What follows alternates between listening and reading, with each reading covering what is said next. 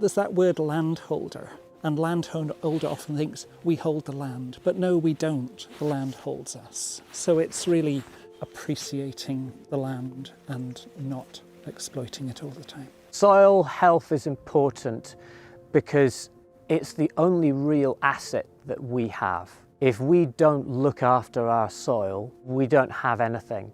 If we had a different metric, a different measurement for judging farmer success, measuring farms on the basis of the number of people, species and good jobs that they nourish, rather than simply the number of tonnes they produce. Potentially farmers have one of the biggest inputs to reversing climate change, stopping climate change, and we need to bring farmers with us.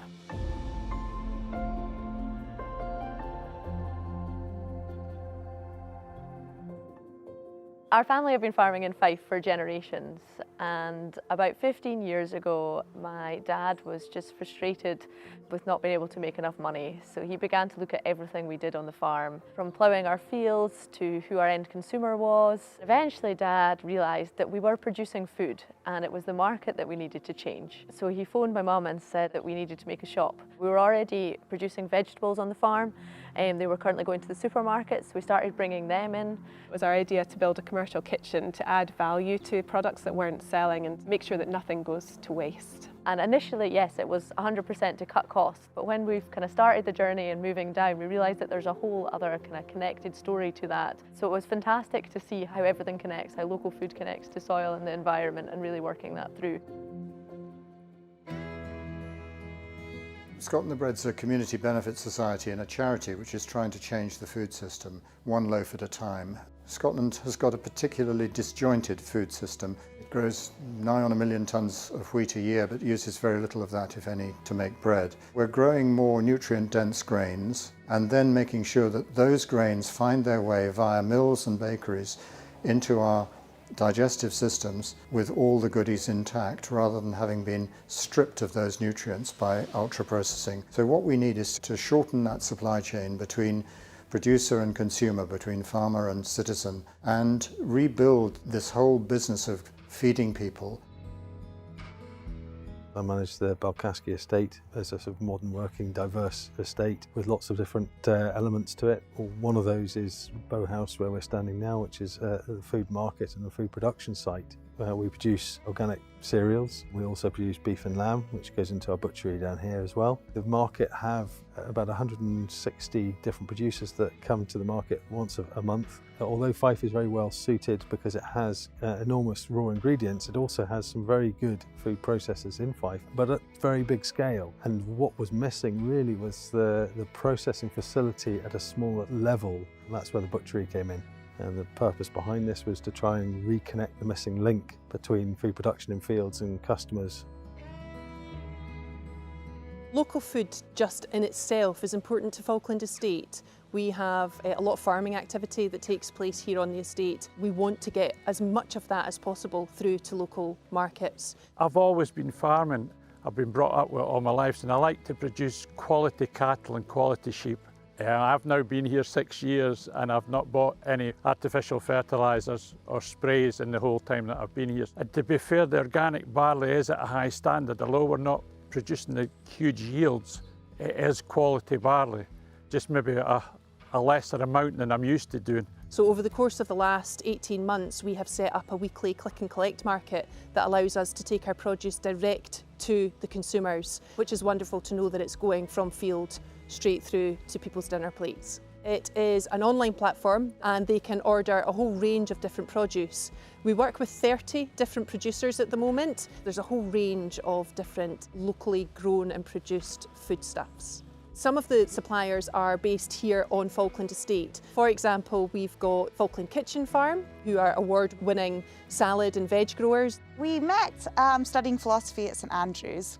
And we also, through our studies in philosophy, became really interested in environmental ethics. Part of our ambition is to prove that really great tasting produce doesn't have to sort of cost the earth. And now we're growing over 70 varieties of vegetables and supplying 100 veg boxes a week. We also sell to independent retailers and restaurants in the local area. I'm a chef. If I wasn't a chef, I wouldn't be a farmer, and if I wasn't a farmer, I wouldn't be a chef. I feel the two are really interconnected. We sort of see the farm as the start of the prep in the kitchen, whereas most people would start with chopping the onions. We start with sowing the onion seeds. When we think about change in the food system, it's not just a matter of policy. Food is very cultural and it's ingrained in people's everyday lives, and it's very emotional. You know, what you find comforting, what gets you through the day. You're never going to create a better food system unless you acknowledge that. We think that working with chefs is kind of a way of getting in touch with that. We see food more as art, experience, culture. It's through having a lovely meal that people might think, oh, I would like to try that or add that to my diet. I think that can be a lot more successful than telling people you should eat this, you should eat that.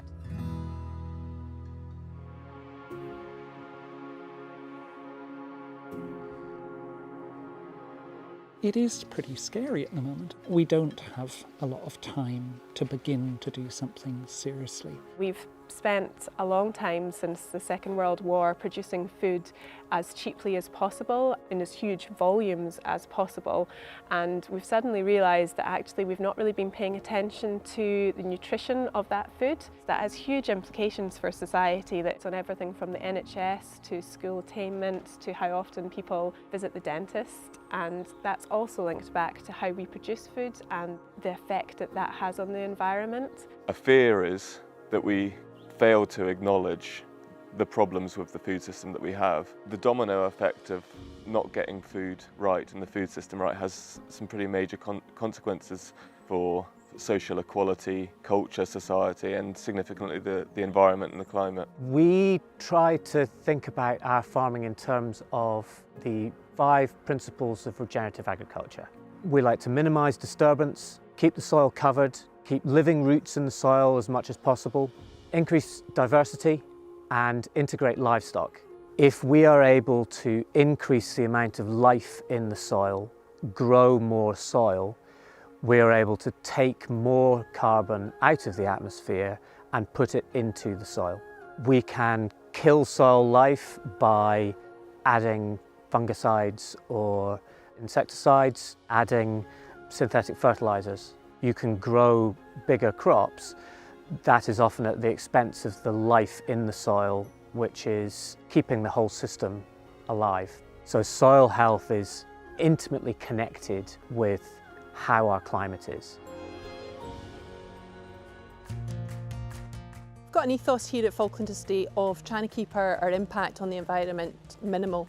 And organic farming is a great step towards doing that. And actually that presents a lot of challenges in terms of marrying land sustainability with business sustainability, and opening up markets is a crucial way of doing that, helping people to understand the difference it can make just by them buying a few local products and buying organically, locally, where that impact is already minimal.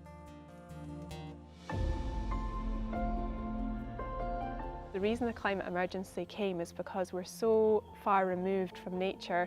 We thought we could control nature, whereas we're very much part of nature, and we need to bring everybody in the community back to realising that we have a huge impact on what is around us, and it really matters what you eat. And we really need to focus down on what people want us to do to improve that situation. If we get clear guidance as to what the best practices are, then farmers are more than willing to change. We're also in a very precarious position at the moment because people are scared. There's a lot of changes that need to be made, and I think in many instances farmers feel like they're becoming targets. It's really, really important to get people to understand, what farmers are trying to do and how they're trying to protect the environment, and also to understand the value that is in that. Farmers are an integral part of helping us get through the climate emergency, but farmers can't do it all. Consumers are becoming increasingly aware, not just from an understanding of health, but also from an animal welfare or from an environmental perspective. If they can see it, they can understand it, they can trust it, and it's much easier to do at a local level. My sense is in 20 years' time that the many people who come and walk here would be far more conscious of where their food comes from. My hope is that there's a tipping point going on, and that there are more and more people who are understanding it, farmers, consumers, and we together realise that it's going to serve all of us if we change.